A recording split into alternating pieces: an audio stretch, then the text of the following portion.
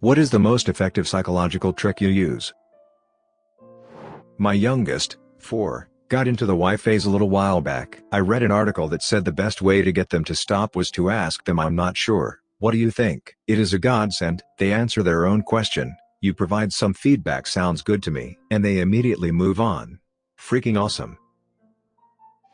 To avoid workplace drama, and be well liked, is to just compliment people behind their back.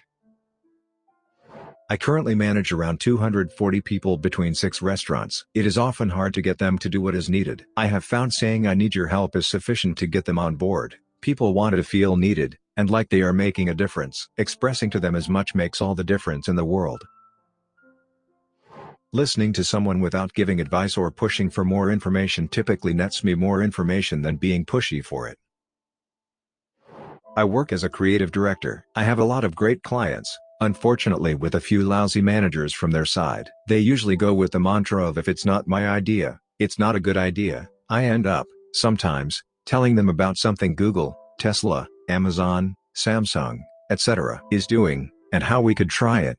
They jump at these ideas. The ideas are actually mine or my team's. Works like a charm. Use this sparingly. Using it as an easy escape is not a good idea. It works, but know when to use it. If you use it all the time, it won't make you look any better. It will also allow people to be promoted who are incapable of doing the job. Pointed out by Rootfoot. Thank you. Good luck everyone. In an argument, find something to agree on, then push your main point. I recently read that saying "you're right" instead of "I know" makes you look less like an asshole, and doesn't diminish something someone else may have just found out. I think it's pretty effective at not letting you look like a total ass. Also, wow, inbox boom. Thanks for all the replies. I'll try to answer a few of them if necessary. Don't be sad if I don't answer, I still like you. Smile. If you need to remember something, think about it while doing something noticeably unusual. This will pair the memory with the something, so that when it is noticed later on it will trigger that particular memory. E.g., I need to take out the garbage before going to bed. Put your pillow at the foot of your bed. If you hand something to someone, they will take it. It's a lot of fun.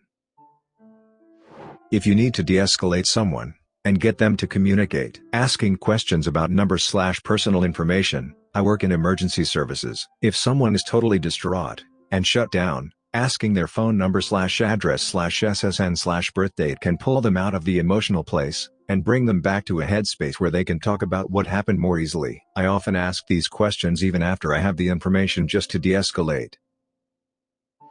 When somebody shy is speaking, if you look at them, and nod your head, it encourages them to keep talking.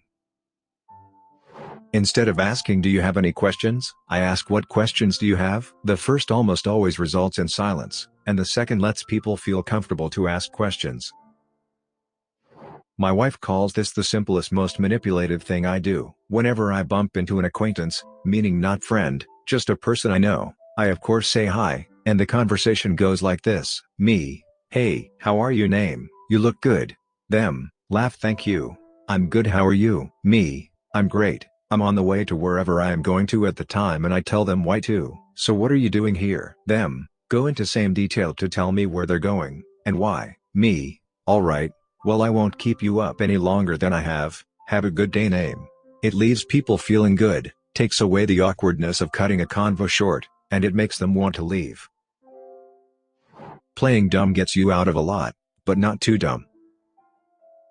Anyone here reading through the posts for the sake of using them in the future, but an hour later you forget everything you've just read?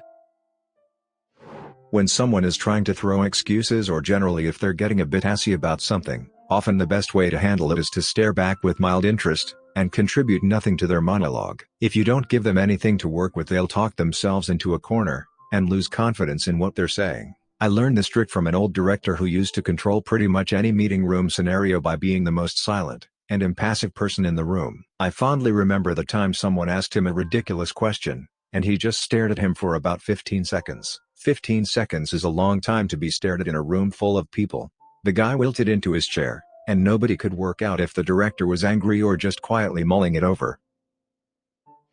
I work with a bunch of idiot lawyers, and I use the phrase "you're correct" all the time, even if it's one teeny tiny thing they're correct about. It makes them feel smart, and they instantly soften. It also keeps them listening because they're hoping more flattery will come down the pike. Evil cackle.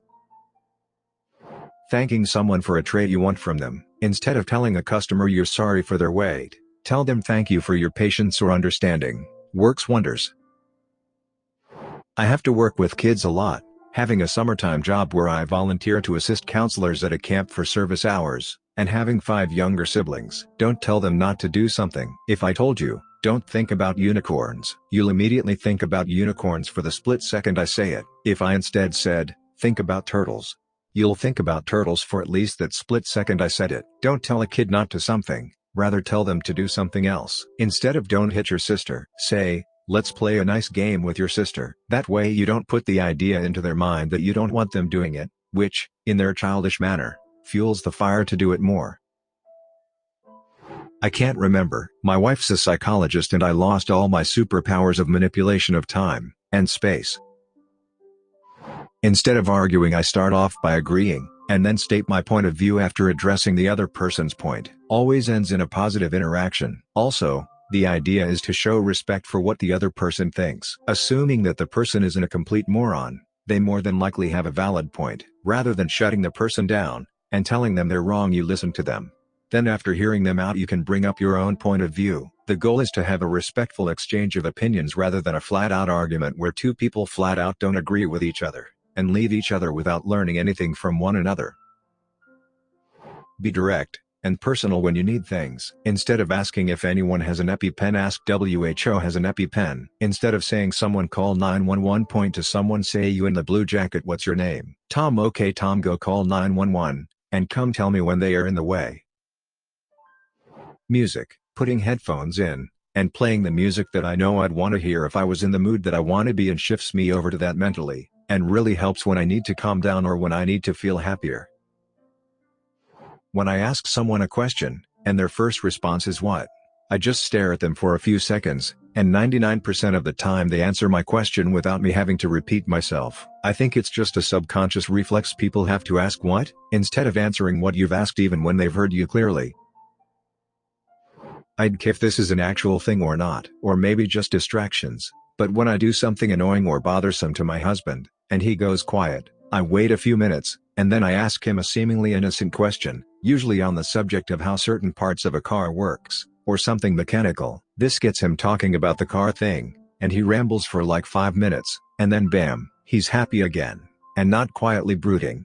I'll never tell him I do that because I'm afraid it won't work anymore if he knows about it. It's foolproof though, it works every single time, no matter how bothered he is. Think of my future self. How will my future self feel in an hour or two if I skip my gym session? Will my future self be happy if I do this pile of dishes now, before bed? Or would he prefer to have to do it in the morning, before work? I have a 3-month deadline on this project. Will my future self appreciate my current self taking the first 3 or 4 weeks easy, or will he be really pissed off? Essentially delayed gratification. Pretty much all the bad stuff gives us instant gratification, while all the good stuff has delayed gratification. I always try to remember that. If I have to wait to reap the rewards, then it's probably the best option. Whenever I know somebody is holding some truth for me, I'll look at them, and stay silent. No nodding, no acknowledging, just looking. The silence usually brings out the truth or extra detail. If they squirm around a bit, you know there's something they have exaggerated, etc. I'm a professional poker player. When I am in a pot with one other player, I often try to make them laugh when they are thinking about what to do. If you can get them to laugh, it sets them in a mood where they are unlikely to bluff. I talk a lot in general. It's very common to make jokes at the table, even in hands. When you need to find out a name, e.g. for a lead, you say, "Oh, is John still managing up there?" They go, "No, it's Mark now." Works with anything. Just use a fake. "Is that your Focus outside?" "What?" "No, mine's the Ferrari." When you are standing in a group, and somebody tells a joke or something funny happens, people tend to look towards the person they like the most while laughing. This isn't something I've used, but I think it's worth sharing. Darren Brown said that once there was a muscly drunk guy that wanted to beat him up, and said the classic, "What are you looking at?" Darren replied with, "The wall outside my house is 4 feet tall." The idea is that it puts the aggravated person on the back foot, and takes them out of that adrenaline-filled state. Anyways, he sat down, and the guy started crying to him about his GF. He is Darren Brown though, so I wouldn't recommend this to everyone.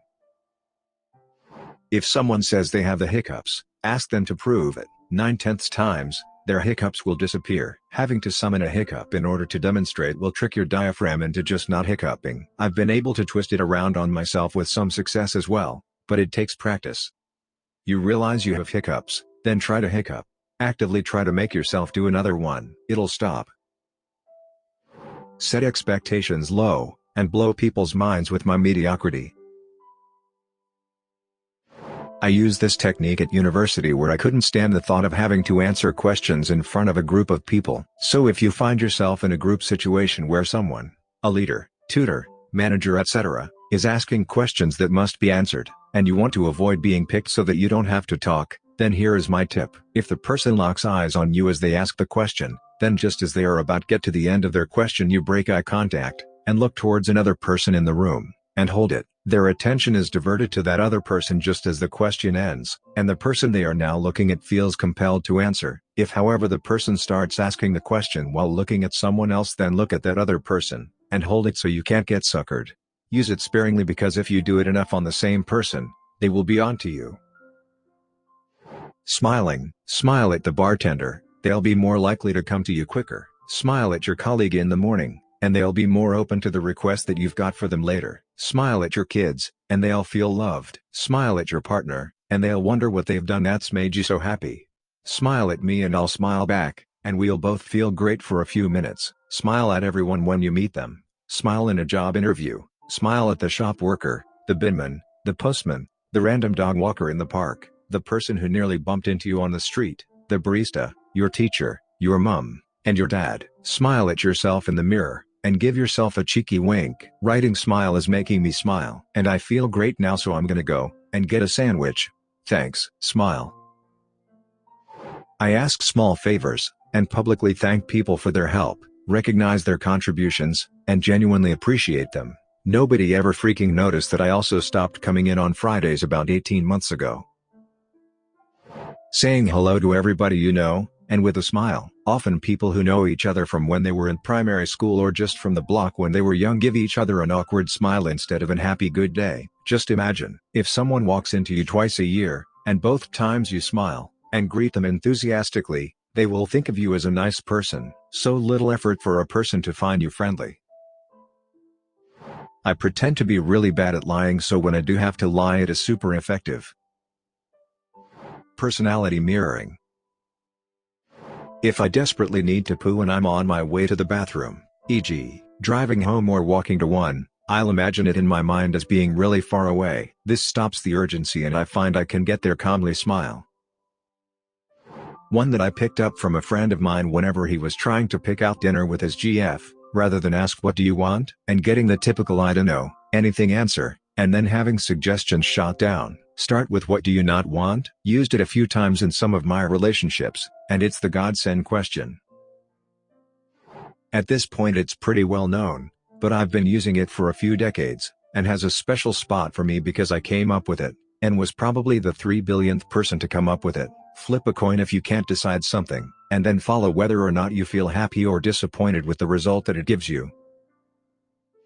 I work front desk in a medical office. Patients hate updating their paperwork. I used to say, look through the pages, and make any changes. They would groan, and reluctantly take the paperwork, or just complain about it. Now I say, all you have to do is make changes. Saying it that way makes them think it's not much to do, and they take the clipboard without complaint. It's the little things that make life at my office easier. Subscribe and turn on the notification bell for more stories delivered to you. Thanks for listening. See you later.